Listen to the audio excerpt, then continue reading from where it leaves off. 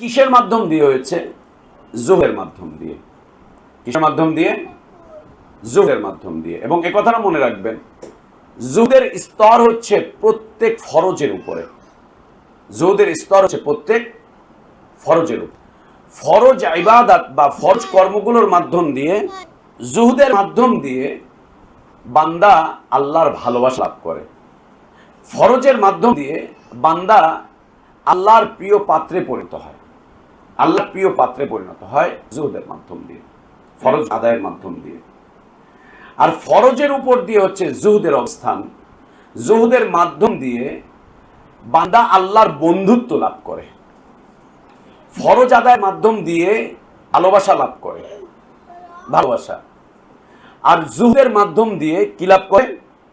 বন্ধুত্ব লাভ করে, বন্ধুত্ব লাভ করে জুহদের মাধ্যম দিয়ে। সেই জুহদটা কেমন? আল্লাহ রাসূল সাল্লাল্লাহু আলাইহি ওয়াসাল্লাম সাহাবী বলছেন, আমি একদিন রাতে রাসূল সাল্লাল্লাহু আলাইহি ওয়াসাল্লামের সাথে সালাতে দাঁড়ালাম। আল্লাহ রাসূল সাল্লাল্লাহু আলাইহি ওয়াসাল্লাম সালাত আদায় করছেন, আমি গিয়ে তার পাশে দাঁড়ালাম। ফরজ সালাত না, পাশে গিয়ে দাঁড়ালাম, নফল সালাত। রাসূল সাল্লাল্লাহু আলাইহি ওয়াসাল্লাম সূরা ফাতিহার পরে সূরা বাকারা পড়তে শুরু করলেন। আমি মনে করলাম 100 আয়াত যাওয়ার পরে নবী সাল্লাল্লাহু আলাইহি ওয়াসাল্লাম রুকুতে যাবেন, দেখলাম না, শেষ করলেন তিনি। মনে করলাম সূরা বাকারা শেষ করে তিনি রুকুতে যাবেন, দেখি সূরা বাকারা শেষ করে তিনি সূরা আন-নিসা পড়া শুরু করলেন। সূরা নিসা আমি মনে করলাম কিছু দূর যে থেমে যাবেন, রুকুতে যাবেন, পুরো শেষ করলেন। মনে করলাম এখন বুঝি রুকুতে যাবেন। এরপরে দেখি তিনি সূরা আলে ইমরান শুরু করলেন। সূরা আলে ইমরান কয় পারা? তাহলে সূরা বাকারা, সূরা আলে ইমরান, সূরা নিসা 5.5 পারা। 5 পারা শেষ হয়ে আর্ধেক। আমাদের দেশে যে কোরআন আছে সেই কোরআন অনুযায়ী প্রায় 105 পৃষ্ঠা। এত লম্বা সময় তেলাওয়াত করলেন। তেলাওয়াত করার পরে তিনি নবী সাল্লাল্লাহু আলাইহি ওয়াসাল্লাম রুকুতে গেলেন। রুকুতে গিয়ে বলছেন সুবহান রাব্বিয়াল আযীম। সাহাবী বলছেন তার কিয়ামটা যেমন লম্বা ছিল, তার রুকুটাও এরকম লম্বা ছিল। এরপরে তিনি উঠলেন, সামি আল্লাহু লিমান হামিদা রাব্বানা ওয়া লাকাল হামদ বললেন, দাঁড়ালেন। রুকুতে উঠে, রুকু থেকে উঠে দাঁড়ানোটাও ওইরকমই লম্বা ছিল। এরপরে তিনি সিজদায় গেলেন। এটা কি ছিল? এটা ছিল জুহুদ। রাসূলুল্লাহ সাল্লাল্লাহু আলাইহি ওয়াসাল্লামের এটা ছিল জুহুদ। একদিন সাহাবী বলছেন যে আমি আল্লাহ রাসূল সাল্লাল্লাহু আলাইহি ওয়াসাল্লামের সাথে সালাতে দাঁড়ালাম। দাঁড়ানোর পরে দীর্ঘক্ষণ কেটে গেল। একটা পর্যায়ে আমার অন্তরে খারাপ নিয়ত চলে আসলো। আমার অন্তরে খারাপ একটা নিয়ত চলে আসলো। খারাপ নিয়ত, শুনেন কিন্তু।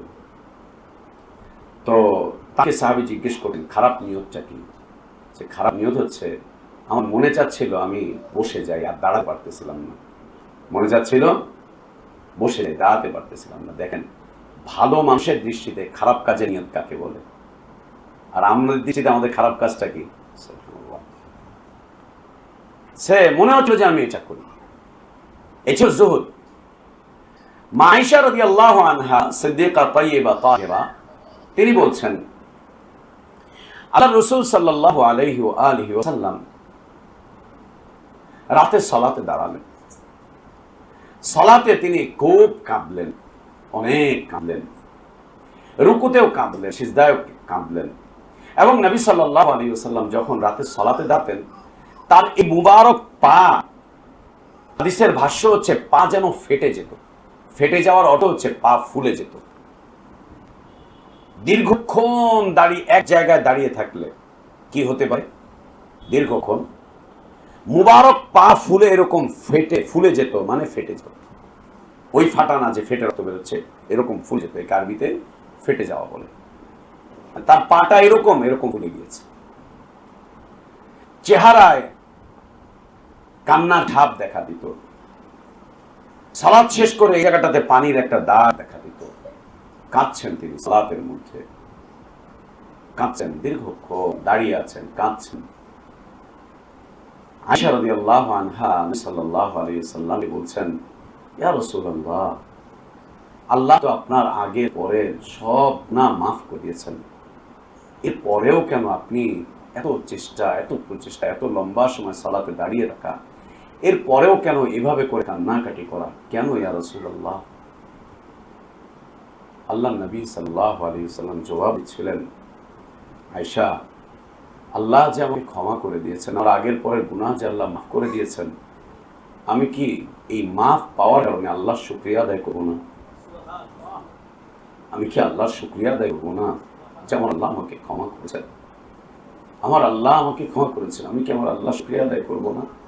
আফালা আকুনু আবদান শাকুরা, আয়েশা, আমি কি আল্লাহর শুকরিয়া আদায় করব না যে আমার আল্লাহ আমাকে মাফ করে দিয়েছেন, আমার আল্লাহ আমাকে মর্যাদার এই স্তরে এনে গেছেন, এই স্তরে এনে দিয়েছেন, আমি আল্লাহর শুকরিয়া আদায় করব না?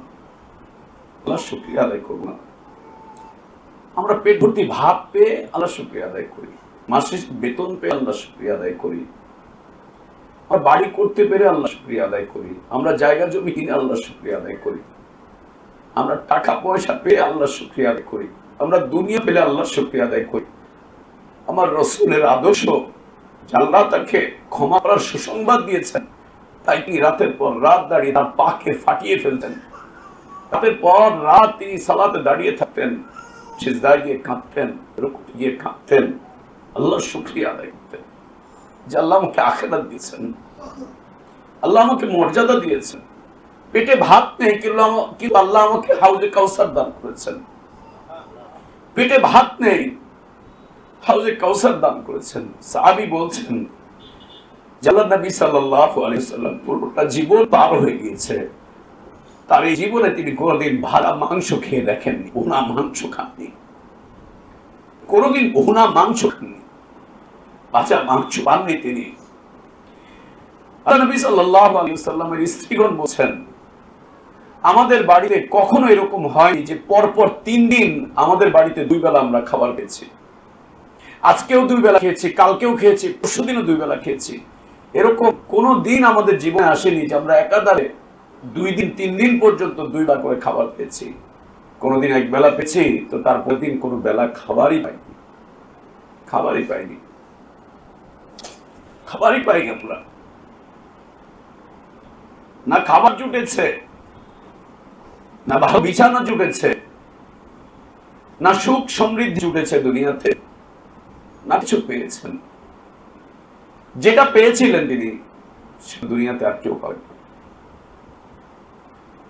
সেটা দুনিয়াতে আর কেউ পাবেন না। একে বলা হয় জুহুদ, একে বলা হয় জুহুদ। তিনি বলছেন, আয়েশা, আমি কি আল্লাহর শুকরিয়া আদায় করব না? আল্লাহর শুকরিয়া আদায় করব না? আমরা এর জবাব কি বলবো? আমাদের সমাজে যদি আমরা জবাব দেই, শুকরিয়া আদায় করবো তো আলহামদুলিল্লাহ বলো, 2 টাকা মসজিদে দান করে দাও, 2টা ফকির মিসকিন খাওয়ায় দাও, তোমাকে এত লম্বা সময় কেন দাঁড়িয়ে থাকতে হবে? তোমার পা একটু আরাম করো, একটু বিশ্রাম করো, ধর্মকর্ম কি আমরা কেউ করি না? তুমি একাই ধর্মকর্ম করো, এত লম্বা সময় মসজিদে কেন থাকতে হবে? এত দিন কাজ কেন করতে হবে? তোমার দুনিয়া নাই, তোমার বউ না খেয়ে থাকে, তোমার হিসাব নাই, তোমার ঘরে চুলা জ্বলে না, তোমার হিসাব নাই, খালি আল্লাহ আল্লাহ করো, দিন দিন করো, দাওয়াত দাওয়াত করো, তাবলীগ তাবলীগ করো, মাদ্রাসা মাদ্রাসা করো, তোমার ঘরে চুলা জ্বলে না, তোমার বউ বাচ্চারা না খেয়ে থাকে, তুমি তোমার বউকে একটা ভালো কাপড় এনে দিতে পারো না, এগুলো কিছুই করতে পারো না। বা তুমি বের হয়ে গিয়েছো আল্লাহর দ্বীনের জন্য, চলে গিয়েছো আল্লাহর দ্বীনের জন্য, ইবাদত বন্দেগী কাটাচ্ছ, এগুলো কি ইবাদত? না, এগুলো তো হচ্ছে ঢং করা, এগুলো হচ্ছে নাটক করা, এগুলো হচ্ছে অলসতা, কাজ করবে না তাই দিন দিন দিন দিন এরকম হচ্ছে। লা ইলাহা ইল্লাল্লাহ, লা ইলাহা ইল্লাল্লাহ, লা ইলাহা ইল্লাল্লাহ। আল্লাহ নবী সাল্লাল্লাহু আলাইহি ওয়াসাল্লামকে সাহাবীরা এইভাবে দেখেছিলেন, তাই তাদের মাঝেও এরকম বিষয় চলে এসেছিল। সাহাবীদের বিশাল একটা জামাত ছিল যারা বিশ্বাস করতেন যে বাড়িতে 3 দিনের বেশি চাল ডাল খাবার দাবার 3 দিনের বেশি জমা রাখা জায়েজ নেই। তারা রাখতেন না, তারা রাখতেন না। আমরা তো 1 মাসের চাল ডাল সব একসাথে কিনে আনি। একদল সাহাবী এরকম ছিলেন যে আমার ঘরে 3 দিনের খাবার আছে, ব্যাস যথেষ্ট, চাইতে বেশি অতিরিক্ত এগুলো সব দান করে দাও, এগুলো সব দান করে দাও। আর আল্লাহ রাসূল সাল্লাল্লাহু আলাইহি ওয়াসাল্লামের ঘরে ছিল 1 দিনের খাবার, ব্যাস।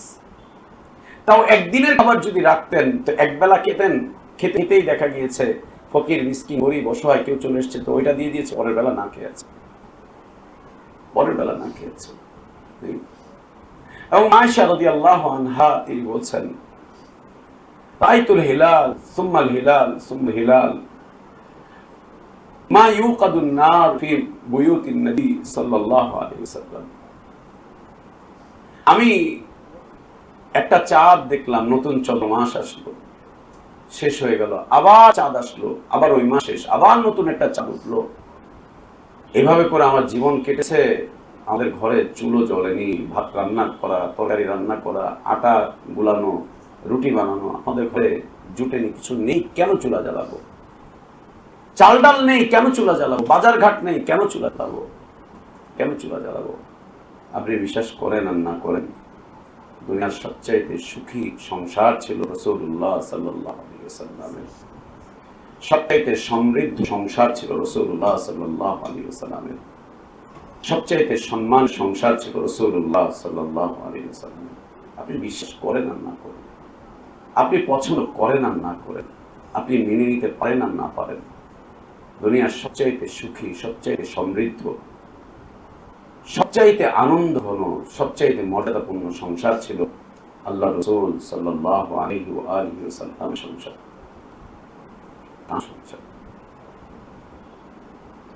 ওমর ইবনুল খাত্তাব রাদিয়াল্লাহু আনহু ওয়ারদা একদিন আল্লাহ নবী সাল্লাল্লাহু আলাইহি ওয়াসাল্লামের ঘরে আসার জন্য অনুমতি চাইলেন। তাকে একটু সময় নিয়ে তারপরে অনুমতি দেওয়া হলো। তিনি নবী সাল্লাল্লাহু আলাইহি ওয়াসাল্লামের ঘরে এসে প্রবেশ করলেন। তাকে দেখে নবী সাল্লাল্লাহু আলাইহি ওয়াসাল্লাম শোয়া থেকে উঠে বসলেন।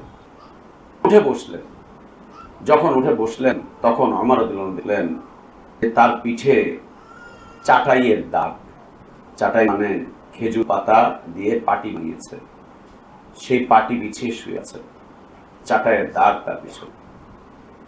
ওমর রাদিয়াল্লাহু আনহু এ দেখে কেঁদে ফেললেন। কেঁদে বলছেন, ইয়া রাসূলুল্লাহ, দুনিয়ার রাজা বাদশাদেরকে আমি দেখেছি, কায়সার কিসরার সংবাদ শুনেছি, দেখেছি, ওদেরকে আমি দেখেছি কি আরাম, আয়েশ, সিংহাসন, কি গদি, মখমল, কত কিছু।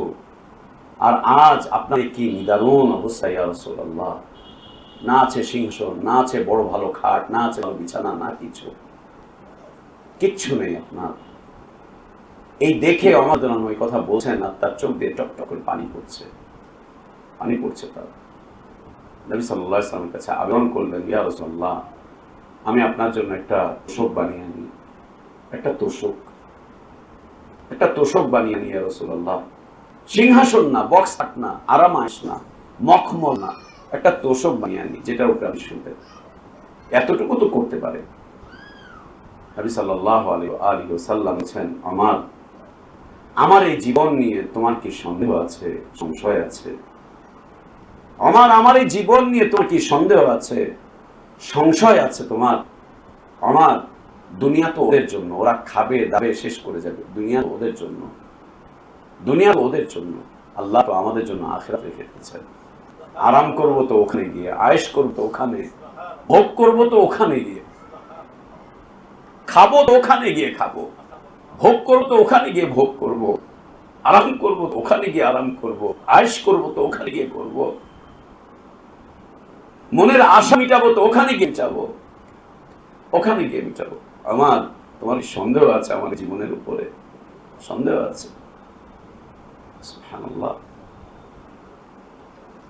সুবহানাল্লাহ। যাদের জীবনযাপনের মান এই হয়, যে জুহদের মাধ্যম দিয়ে আল্লাহর বন্ধুত্ব লাভ করে, ফরজ আদায়ের মাধ্যম দিয়ে আল্লাহর ভালোবাসা লাভ করা যায়, জুহদের মাধ্যম দিয়ে আল্লাহর বন্ধুত্ব লাভ করা যায়, যাদের এই অবস্থা হয় তাদের জন্য আল্লাহ তাবারক ওয়া তাআলার ঘোষণা হচ্ছে, মান আদা লি ওয়ালিয়ান, যে লোকটা তার জীবন যৌবন সবকিছু আমার জন্য ওয়াকফ করে দিয়েছে, তার আরাম আয়েশ সবকিছু আমার জন্য বিলীন করে দিয়েছে, সবকিছু, তার সাথে দুনিয়ায় যে বা যারা শত্রুতা পোষণ করবে, যে বা যারা তাকে কষ্ট দিবে, যে বা যারা তাকে নিন্দা করবে, যে বা যারা তাকে গঞ্জনা দিবে, যে বা যারা তাকে কষ্ট দিবে, আমি আল্লাহ তাদের বিরুদ্ধে যুদ্ধের ঘোষণা করছি। আল্লাহ তাদের বিরুদ্ধে যুদ্ধের ঘোষণা করছেন। ফাকাদ আযানতুহু বিল হারবি, আমি তাদের জন্য যুদ্ধের ঘোষণা করছি। পরে হাদিসের অংশ শুনুন, চমৎকার, চিত্তাকর্ষক। পরের অংশে বলছেন আল্লাহ তাবারক ওয়া তাআলা, বান্দা ফরজ আদায়ের মাধ্যম দিয়ে আমার ভালোবাসা লাভ করে। ভালোবাসা লাভ করে তার মানে ফজরের সালাত মসজিদে এসে জামাতের সাথে আদায় করছেন, এটি আল্লাহর ভালোবাসা পাওয়ার একটা মাধ্যম। জোহরের সালাত জামাতে আদায় করছেন, ভালোবাসা পাওয়ার মাধ্যম। ঈশা জামাতে আদায় করছেন, ভালোবাসা পাওয়ার মাধ্যম। রমাদান আসলে হক আদায় করে সিয়াম পালন করছেন, অর্থ হলে হক আদায় করে যাকাত দিচ্ছেন, অর্থ হলে হক আদায় করে বাইতুল্লাহর হজ করছেন। আরো যে সমস্ত ফরজ বিষয়বস্তুগুলো রয়েছে এর মাধ্যম দিয়ে আল্লাহর ভালোবাসা পাওয়া যাবে। এরপরে নবী সাল্লাল্লাহু আলাইহি ওয়াসাল্লাম আল্লাহ তাবারক ওয়া তাআলার ভাষ্য করে বলছেন, বান্দা এর উপর দিয়ে যখন নফল আদায় করবে, নফল আদায় করবে, এই মসজিদটা যে অবস্থায় আছে এটি আপনাদের জন্য ফরজ ছিল, এটি আপনাদের জন্য ফরজ ছিল একটা মসজিদ তৈরি করা। এটা একটা ফরজ দায়িত্ব ছিল আপনাদের, পালন করেছেন। এই মসজিদটাকে বেগবান করে নিয়ে যাওয়া, এগিয়ে নিয়ে যাওয়া, কনস্ট্রাকশন করা, মাটি ফেলা, এর মাধ্যম দিয়ে আল্লাহ তাবারক ওয়া তাআলার বন্ধুত্ব লাভ করা সম্ভব। এটা অতিরিক্ততা। এখানে অনেকগুলো বাচ্চা কোরআন পড়ে, হাদিস পড়ে, অনেকগুলো মেয়ে এখানে ইসলাম শিখে, কোরআন শিখে, সুন্নাহ শিখে। আপনারা আপনাদের যে সমস্ত বাচ্চা কাচ্চারা স্কুলে পড়ে, কলেজে পড়ে, তাদের জন্য আপনাদের কত চেষ্টা প্রচেষ্টা, কত টাকা খরচ করেন। আল্লাহর দ্বীনের জন্য আপনারা কতটুকু এগিয়ে ভেবেছেন। আজকে 3-4 বছর হলো এইভাবে করে পড়ে আছে, এইভাবে করেই চলছে। বৃষ্টির সময় বৃষ্টি, রোদের সময় রোদ, ঠান্ডার সময় ঠান্ডা, সব কিছুর প্রত্যক্ষ সাক্ষী, সব কিছু সাক্ষী হয়ে দাঁড়াচ্ছে মাসুম মাসুম বাচ্চাগুলো, মাসুম বাচ্চাগুলো, এই মাসুম বাচ্চাগুলো। আপনাদের কি কিছুই করার নেই, আপনাদের কি কিছুই করার নেই। যদি আপনার বাড়ি হতো এভাবেই ফেলে রাখতেন। যদি এই বাড়িতে আপনার সন্তান থাকতো, এটা আপনার নিজস্ব জমি হতো। যদি এটা আপনার বসবাসের জায়গা হতো, এভাবে করেই ফেলে রাখতেন। আপনার সন্তানদের একটু আরাম আপনি খেয়াল করতেন না?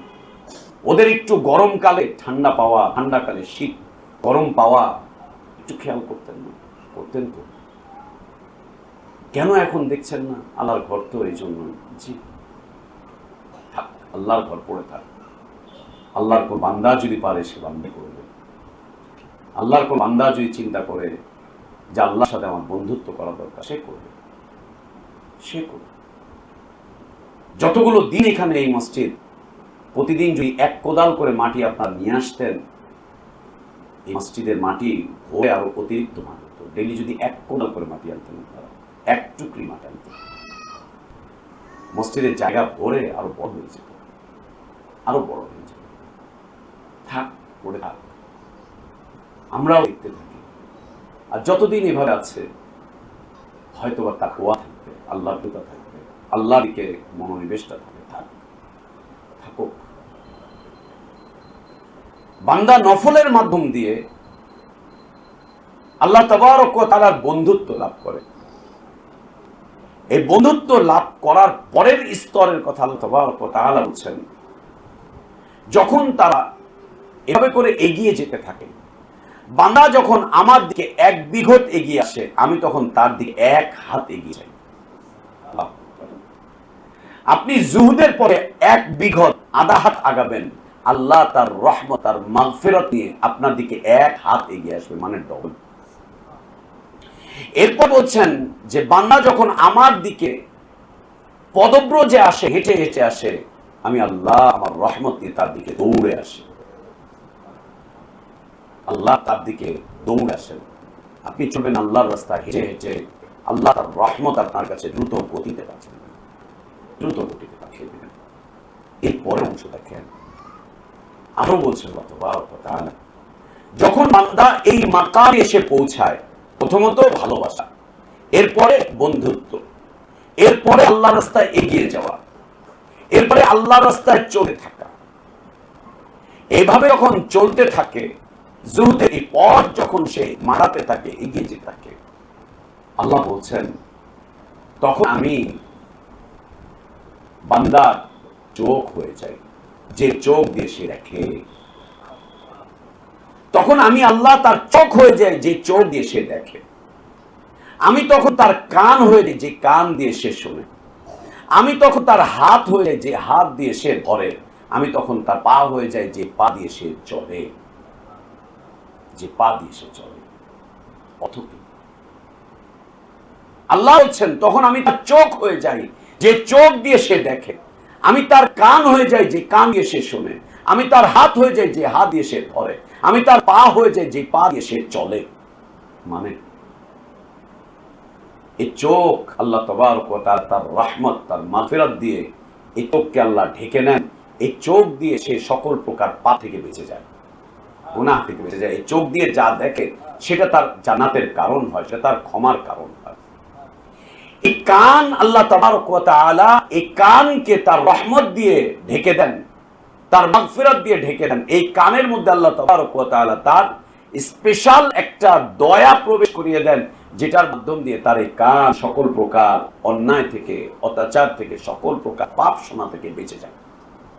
আমি তার হাত হয়ে, তার মানে তার হাতে আমি একটা স্পেশাল পাওয়ার দিয়ে দেই, যে পাওয়ার দিয়ে সে শুধুমাত্র নেক কাজ করে, ভালো কাজ করে, নেক কাজ করে, ভালো কাজ করে, কোনো গুনাহের কাজ করে না, কোনো অন্যায় করে না, কত অত্যাচার করে না। সে শুধু ভালোটাই করতে থাকে, ভালোটাই করতে থাকে, ভালোটাই করতে থাকে।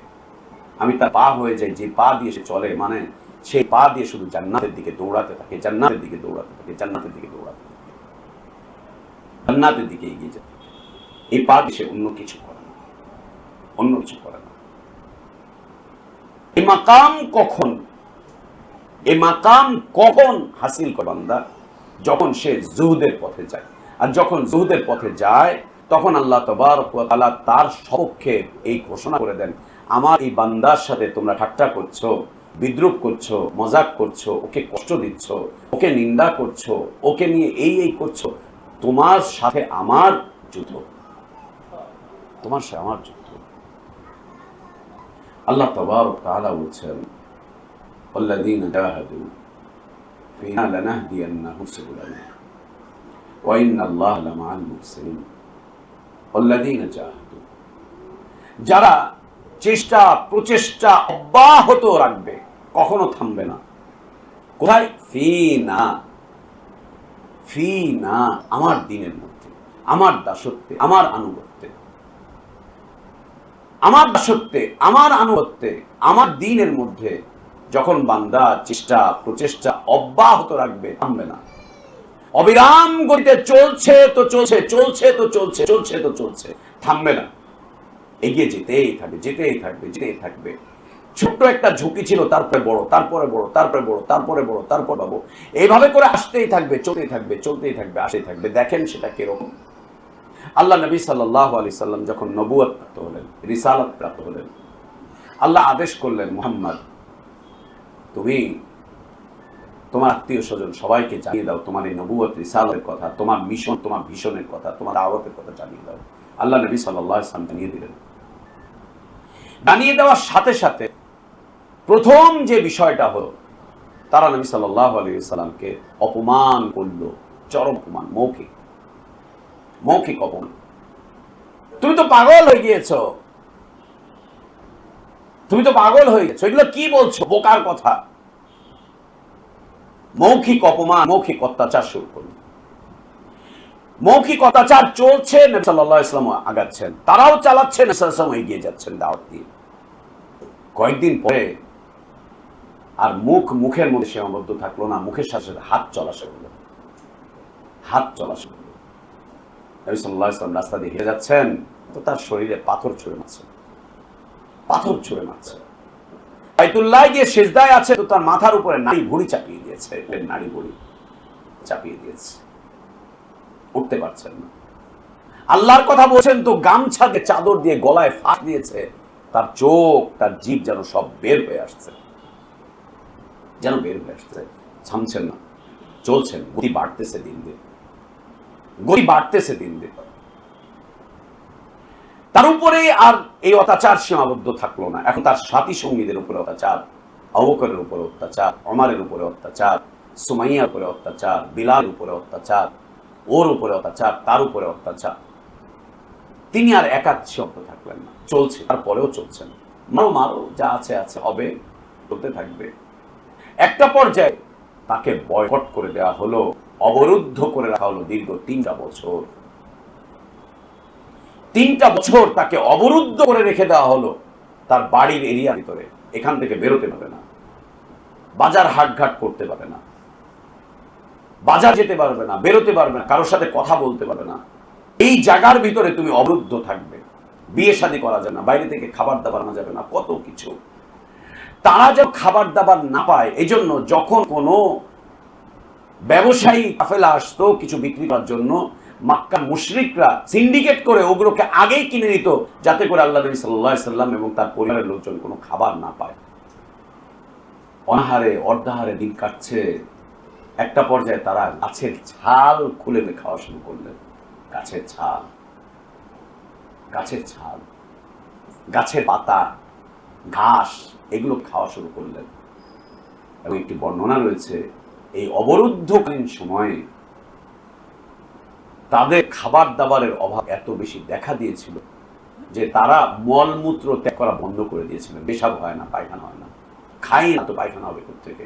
মাঝে মাঝে তারা পায়খানা করতেন, এই ছাল পাতা এগুলো খাওয়ার কারণে তাদের পায়খানা হতো ছাগলের ওই লাদার মতো, ছাগলের লাদা, ছাগলের বড়ি, ঘাস পানি খায়, ঘাস পাতা খায়, এরকম এরকম মানুষের খাবার নেই, দাবার নেই। 3টা বছর এভাবে করে কেটে গেল। চলছেন অবিরাম করতে, এগিয়ে যাচ্ছেন। এখানে সংবাদ পাচ্ছেন একে মারছে, ওখানে সংবাদ পাচ্ছেন ওকে মারছে, এভাবে করে অবরুদ্ধ করছে, ওইভাবে আটকাচ্ছে। কিন্তু অবিরাম গতিতে একের পর এক চেষ্টা বাড়ছে, চেষ্টা বাড়ছে, চেষ্টা বাড়ছে, কমছে না, বেড়ে যাচ্ছে। থামছেন না, বন্ধ করছেন না, তিনি না, তার সাথীরাও না। এত কষ্টের মধ্যে পড়েও বিলাল রাদিয়াল্লাহু আনহু মুখ থেকে একবারও বললেন না যে আমি এক আল্লাহ বিশ্বাস করি না, আমি দ্বিতীয়বাদে বিশ্বাস করি, অথবা তোমরা যা বলো তাই বিশ্বাস করি। এত অত্যাচার, এত নির্যাতন সহ্য করার পরেও বললেন না। অত্যাচার অত্যাচার, অত্যাচার তো অত্যাচার। কয়লা জ্বালিয়ে এনে বালুর মধ্যে রেখে সেখানে বিলালকে শুইয়ে দিয়ে তার বুকের উপরে পাথর চাপা দিয়ে রেখেছে। তিনি বর্ণনা করছেন, প্রথমে শরীর থেকে ঘাম, তারপরে শরীরে চামড়া পুড়ে যাওয়া, তারপরে ভিতর থেকে চর্বিগুলো পুড়ে বের হয়ে কয়লা নিবেছে চর্বি দিয়ে। আল্লাহ, কয়লা নিবেছে শরীরের চর্বি দিয়ে। তারপরেও ওরা ছাড়েননি, এরপরেও ছাড়েনি। তারপরেও তিনি তাদের কথা না মেনে নিজের উপরে অটল অবিচল থেকে বলেন, আল্লাহু আহাদ, আল্লাহু আহাদ, আল্লাহু আহাদ, আল্লাহু আহাদ, আল্লাহু আহাদ, আল্লাহু আহাদ। হানাফি মসজিদে এলে রফে দেন ছেড়ে দেই,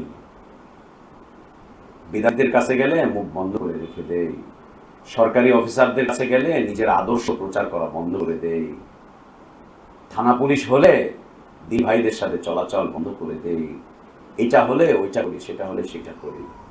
সাহাবীদের সাথে জান্নাতে যাওয়ার স্বপ্ন দেখছি, কোনোদিন পুরো হবে না, কোনোদিন পুরো হবে না, কোনোদিন না, কখনোই না। আল্লাহর নবীর হাতে কাউসার পান করার স্বপ্ন দেখছি, এই প্রচেষ্টা দিয়ে কোনোদিন পুরো হবে না, কখনোই হবে। এই দিয়ে না। এটা এক বিলালের কথা, আম্মারের কথা, ইয়াসিরের কথা, সুমাইয়ার কথা, খাব্বাবের কথা। সুবহানাল্লাহ, সুবহানাল্লাহ। খাব্বাব রাদিয়াল্লাহু আনহু একদিন দুপুর বেলায় আসলেন, এসে দেখলেন রাসূল সাল্লাল্লাহু আলাইহি ওয়াসাল্লাম প্রচন্ড গরমে বাইতুল্লাহ ছায়ার নিচে একটু শুয়ে আরাম করতেছেন।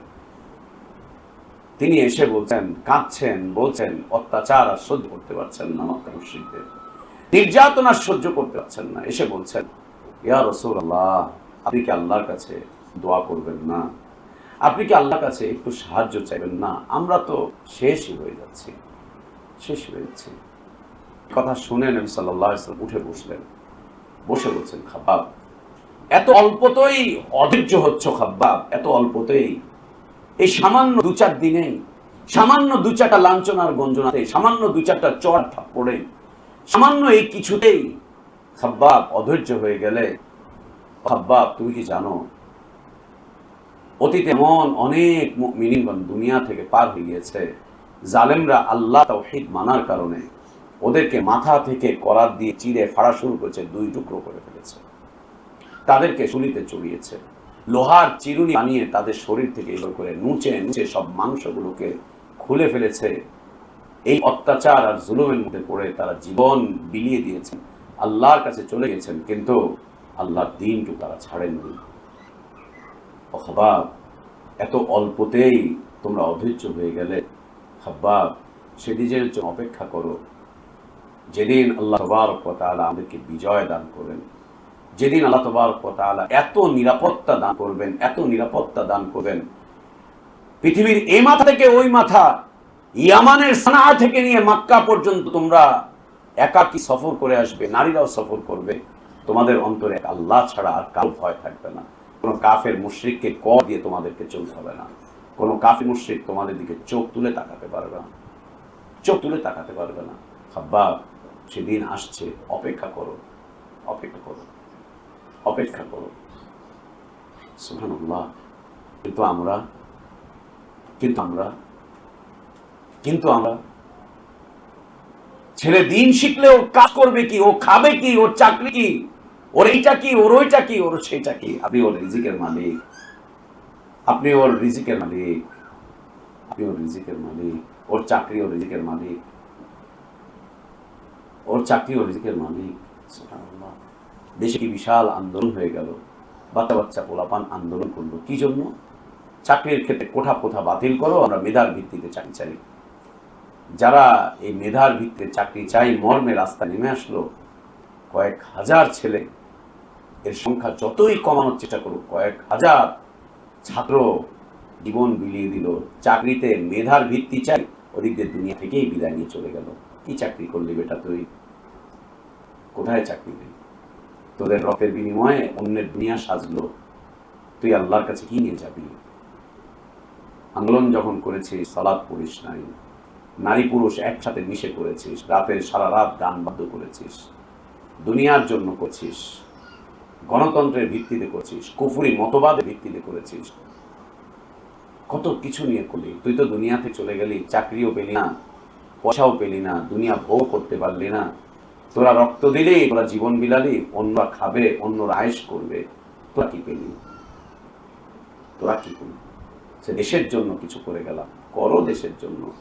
এরকম অভ্যুত্থান এদেশ অনেকবার দেখেছে, এই মাটি এরকম অভ্যুত্থান অনেকবার দেখেছে।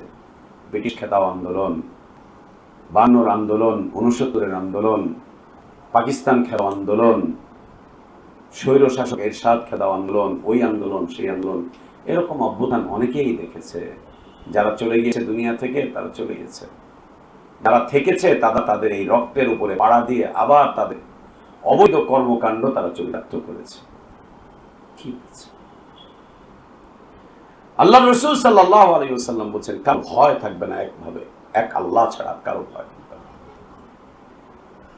সেই দিনের জন্য অপেক্ষা করো, সেই দিনের জন্য অপেক্ষা করো। আল্লাহ তাবারক ওয়া তাআলা বলছেন, যাই রাসূল তোমার কাছে এসে তারা প্রশ্ন করে, মাতা নাসরুল্লাহ, কখন সাহায্য আসবে, আল্লাহ কখন সাহায্য করবেন?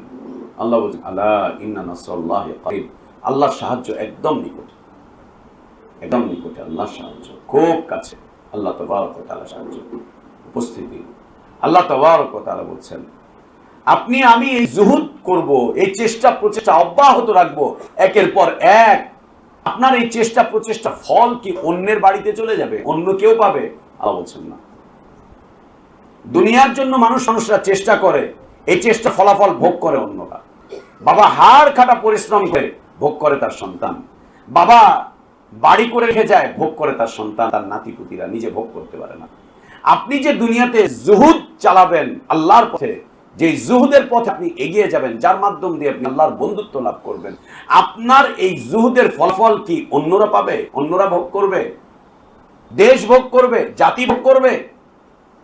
আপনার এটার ফলাফল আপনার বংশ ভোগ করবে, আপনার আত্মীয়রা ভোগ করবে, আপনার সন্তানরা ভোগ করবে? বিলকুল। আল্লাহ বলছেন, ওমান জাহাদা ফাইন্নামা ইউজাহিদু লিনাফসিহি, যে আল্লাহর পথে প্রচেষ্টা চালায় সে নিজের জন্যই চালায়, সে অন্যের জন্য চালায় না, নিজের জন্য চালায়, নিজের জন্য চালায়। দুনিয়া যা আমরা করছি তা সব অন্যের জন্য করছি। বিশ্বাস করেন অন্যের জন্য করছি, বিশ্বাস করেন অন্যের জন্য করছি, অন্যের জন্য করছি। সব রেখে দিয়ে চলে যাব, হঠাৎ করে চলে যাব, অন্যরা ভোগ করবে।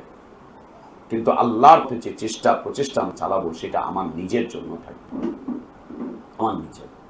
আল্লাহ তাবারক ওয়া তাআলা বলছেন, ওমা তুকদ্দিমু লিআনফুসিকুম মিন খাইরিন তাজিদুহু ইনদাল্লাহ ওয়া খায়রান ওয়া আ'যামা আজরান ওমা তুকদ্দিমু লিআনফুসিকুম।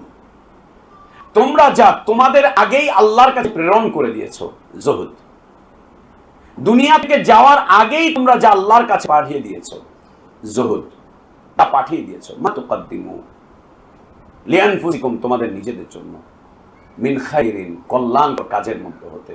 কল্যাণকর কাজ কি? আল্লাহর দ্বীনের জন্য প্রচেষ্টা অব্যাহত রাখা কল্যাণকর কাজ। তোমাদের কল্যাণজনক কাজের মধ্যে যে সমস্ত কাজগুলো তোমরা তোমাদের আগেই প্রেরণ করে দিয়েছো তোমাদের রবের কাছে, বিশ্বাস করো একটা আমল বরবাদ হবে না, একটাও নষ্ট হবে না, তোমরা সব জমা রাখা অবস্থায় পাবে ইনদাল্লাহ, আল্লাহর কাছে। আল্লাহর কাছে সব পাবে, তোমাদের সব আল্লাহর কাছে পাবে, একটাও বিনষ্ট হবে না, সব আল্লাহর কাছে পাবে। আর আল্লাহর কাছে যা জমা থাকে, ব্যাংকে জমা রাখছি আমরা, তাই না? কদিন পরে ব্যাংক লুটপাট।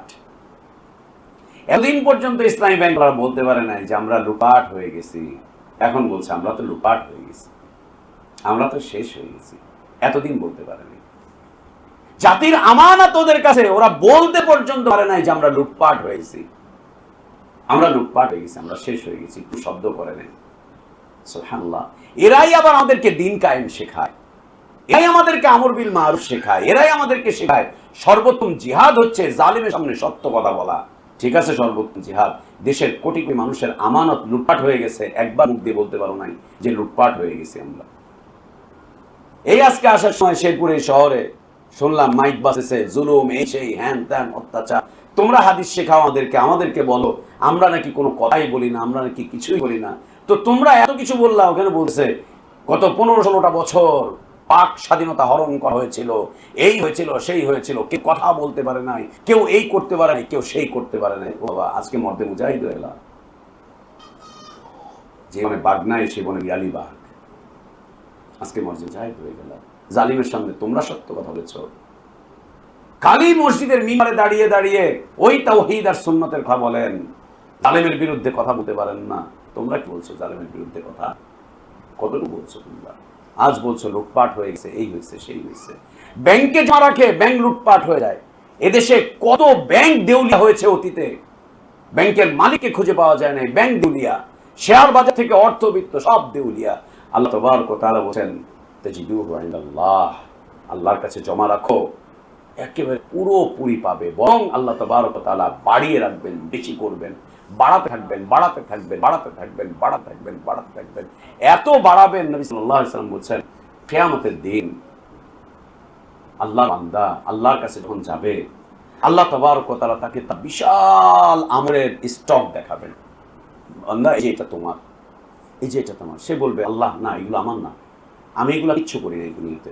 আল্লাহ বলবেন না তোমার, না আল্লাহ এটা আমার না, আমি এমন করি নাই তো, এটা অন্য কারো হবে। আল্লাহ তাবারক ওয়া তাআলা তখন হেসে দিলেন, হেসে বলবেন তুমি যে আমল করে পাঠিয়েছিলে সেটাকে আমি বাড়াতে বাড়াতে বাড়াতে বাড়াতে বাড়াতে বাড়াতে এত বিশাল আকৃতি দিয়েছি, এত বিশাল জমা হয়েছে। বান্দা তখন হেসে দিবে, আল্লাহর শুকর আদায় করবে। আল্লাহু আকবার। আল্লাহ বলছেন মা তুকদ্দিমু লিআনফুসিকুম মিন খাইরিন তাজিদুহু ইনদাল্লাহ, আল্লাহর কাছে পাবে, জমা থাকবে, কেউ নষ্ট করবে না। আল্লাহর কাছে যেটা জমা থাকে ওটা দেউলিয়া হয় না, ওইটা কেউ ছিনে নিতে পারে না, ওইটা লুটপাট করতে পারে না। আপনারটা আপনার, আপনার স্ত্রীরটা স্ত্রীর, আপনার সন্তানেরটা সন্তানের, কেউ কোনোটা ছিনিয়ে নিতে পারবে না, দেউলি করতে পারবে না, কেউ না। আল্লাহ বলছে হুয়া খায়রুন, আল্লাহর কাছে জমা রাখো, এটাই তো উত্তম।